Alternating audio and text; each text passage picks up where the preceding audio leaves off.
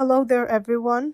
This video was created as requested by many of you who have been facing some difficulties with these lessons. So whether you are just starting out or feeling a bit puzzled, this video will be your map to understanding how languages click. Okay, in today's lesson, we'll be talking first about first language acquisition versus second language learning, Krashen's theories on second language acquisition, Cummins theories, BICS, CALP, and CALP, and that's it.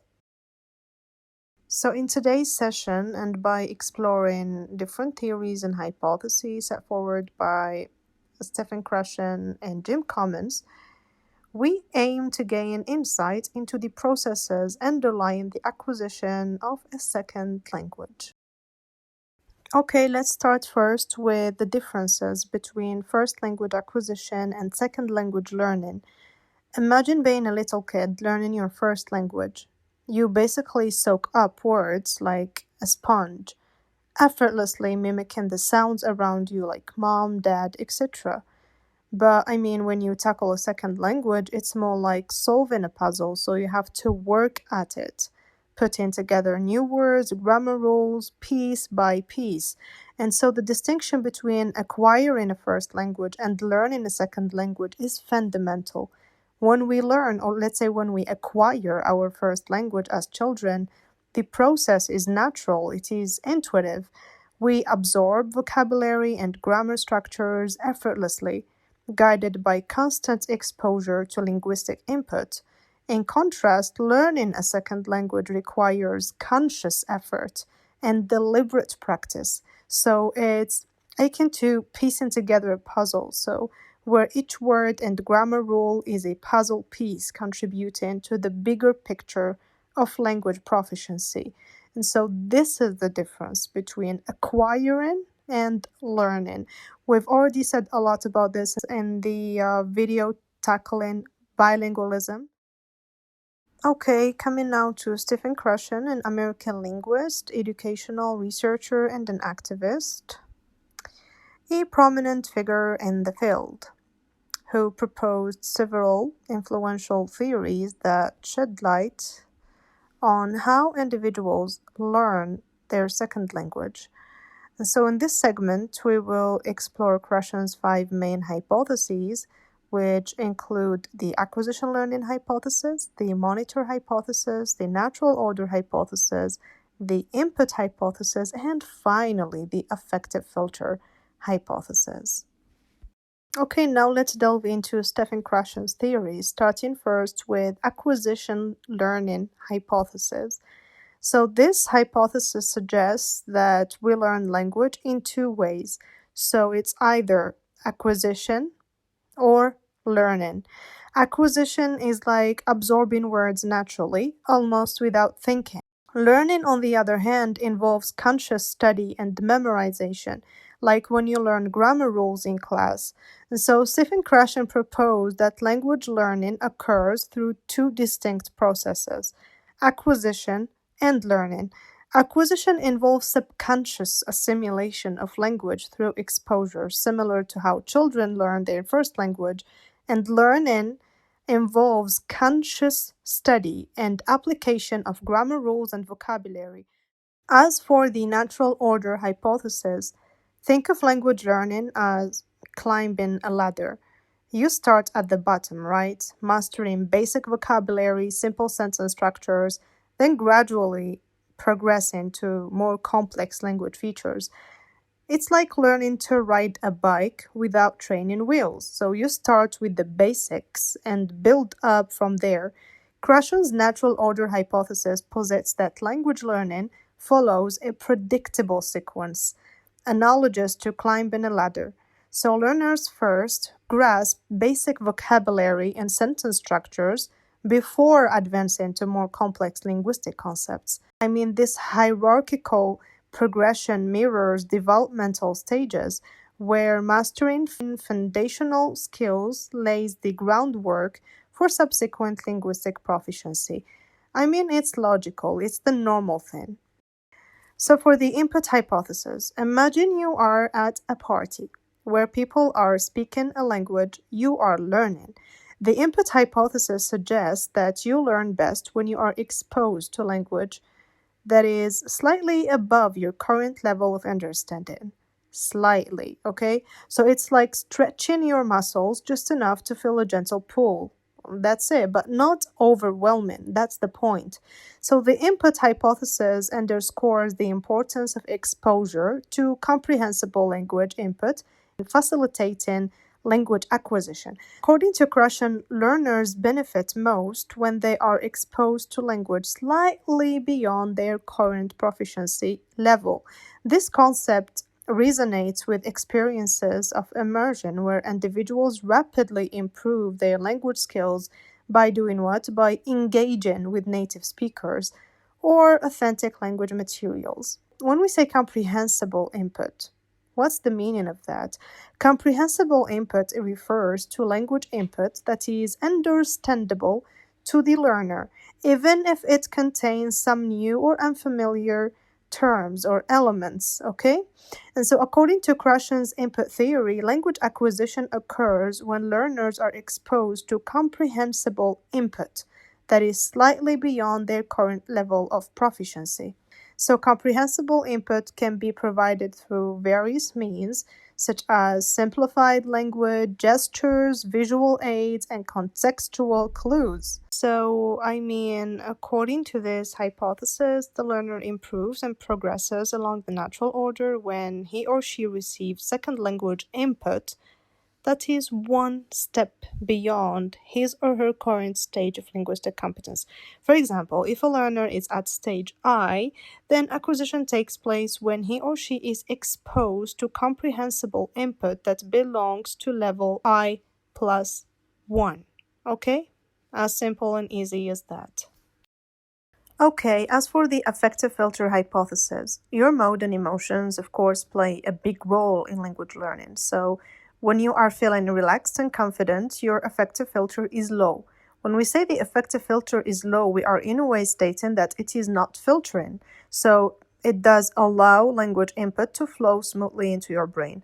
But when you are stressed or anxious, of course, your filter is high. When the filter is high, it's obviously blocking the flow of information. It's like trying to fill a bucket with water, so it works best when the bucket is empty and open. In other words, again, when the filter is up, it impedes language acquisition. On the other hand, positive affect is necessary, but not sufficient on its own, okay? So, Krashen's affective filter hypothesis, again, highlights the influence of affective factors. Affective factors are, motivation, anxiety, self-confidence, etc., on language learning. And so when learners feel relaxed and receptive, of course, their affective filter is low, allowing language input to flow freely and facilitate acquisition. Conversely, high levels of stress or anxiety can raise the affective filter, doing what? Impeding learning by hindering engagement and comprehension. I hope this is clear. As for the monitor hypothesis, it basically sheds light on how learners utilize their acquired language knowledge to refine and edit their language production. And so, at its core, the monitor hypothesis suggests that learners act as their own editors, using their conscious knowledge of language rules to monitor and thus to correct their language output. This conscious knowledge encompasses grammar structures, vocabulary, syntax, etc., acquired through deliberate study and practice. There are two main conditions under which the monitoring process occurs. Firstly, learners must possess explicit awareness of language rules to effectively monitor their language output. This conscious knowledge serves as a guiding mechanism, enabling learners to refine their language skills through self-correction. Secondly, the availability of time for reflection on language production influences the monitoring process, obviously. So in structured language practice or written assignments where learners have sufficient time, they are more likely to engage in monitoring activities, right? But when they are in time-constrained scenarios such as spontaneous conversations, learners may prioritize fluency over accuracy, relying less on monitoring. However, while monitoring can be a valuable tool for error correction and language refinement, over-reliance on monitoring may hinder fluency and natural language production. Therefore, it is essential to actually strike a balance between fluency and accuracy. Okay, coming now to Jim Cummins, one of the world's leading authorities in the field of SLA and bilingual education. So, to draw educators' attention to the challenges that learners encounter, he put forward an important distinction in the process of acquiring proficiency in a language other than the mother tongue. So, we'll take a look at BICS, CALP, and CUP in the next slides. So, moving now to Cummins theories, BICS, CALP, and CUP. Starting first with the basic interpersonal communication skills. When we say this, we're basically talking about social language, okay? So these are the language skills needed for everyday social interactions, like chatting with friends, ordering food at a restaurant, etc. So BICS is like using the simple everyday language you'd use with your buddies, nothing too fancy, nothing too formal. The language used in these social interactions is context embedded, which means context is there.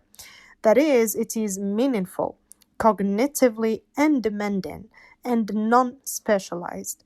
Examples of context-embedded communication are a one-to-one social conversation with physical gestures, or storytelling activities that include visual props. It takes the learner from 6 months to 2 years to develop BICS.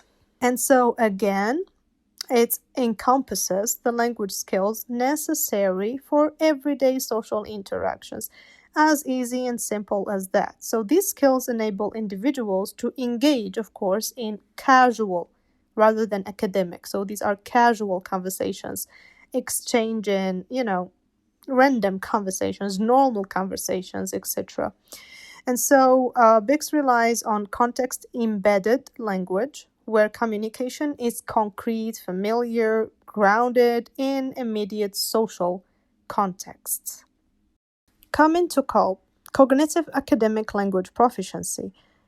Here we are talking about academic language.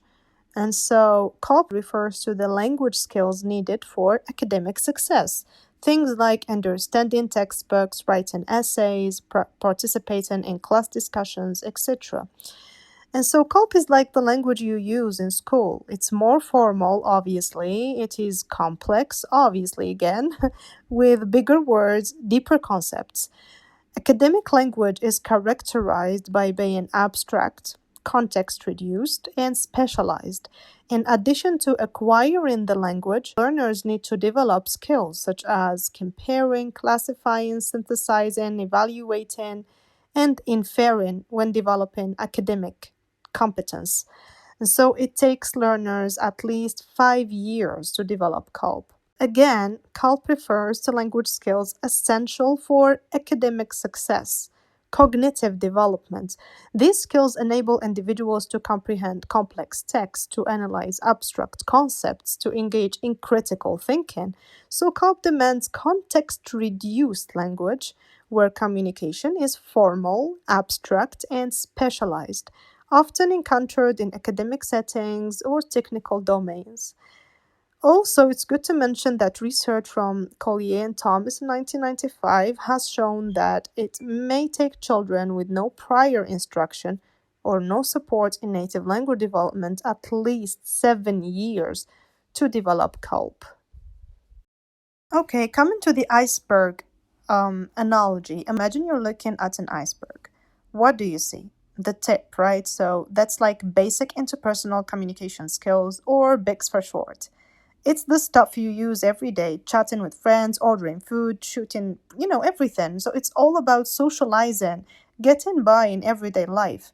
But wait, there is more, of course. So dive beneath the surface and you will find the bulk of the iceberg lurking below. That's cognitive academic language proficiency, or CALP for short. This is the heavy-duty language stuff. Reading textbooks, writing essays, engaging in deep discussions, critical thinking. So it's what you need to tackle academic challenges and really dive into complex ideas. Now let's put this into action. Picture yourself in a classroom. You are chatting with classmates, but you are also absorbing complex concepts from the teacher's lecture. That's BIC and CALP working together. So why does this matter? Well, understanding the iceberg analogy helps us appreciate the full spectrum of language skills. It's not just about small talk, it's about diving deep into the rich tapestry of language. So from everyday interactions to academic pursuits, like everything. So next time you are navigating the linguistic seas, remember the iceberg. Whether you are chatting with friends or delving into complex ideas, you are tapping into the diverse depth of language proficiency. Okay, coming now to the Common Underlying Proficiency, or CAP for short. This theory suggests that there is a shared foundation of language knowledge and skills that connects your first and second languages. So, what you learn in one language can help you learn the other. It's like having a solid base of knowledge that you can build on in both languages. So, the concept of COP suggests that there is a shared foundation of language knowledge and skills that underlies both first and second language acquisition. This interconnectedness enables learners to transfer linguistic competencies between languages, of course, leveraging existing proficiency to facilitate learning in new linguistic contexts, I would say. So, CUP underscores the importance of building, I would say, a robust linguistic foundation that transcends individual languages, of course, fostering transferable skills and strategies. Okay, guys, so in conclusion, our exploration of second language acquisition has highlighted the importance of theories like those proposed by Stephen Krashen and Jim Cummins. I hope everything was clear for you. Thank you so much for joining us on this journey, and happy language learning, and good luck with your exams.